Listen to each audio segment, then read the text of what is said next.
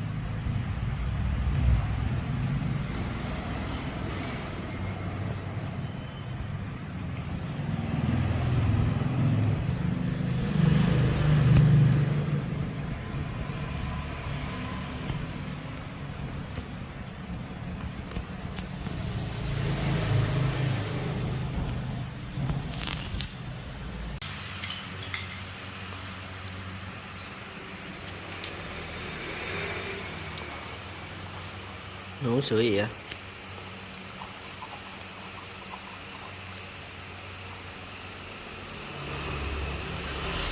Nhìn cái muỗng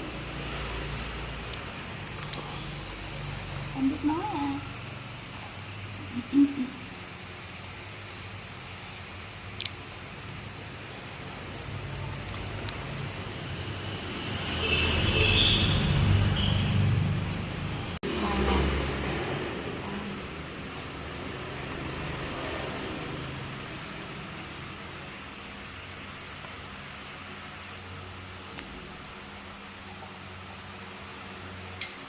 Mình cho ba này nha.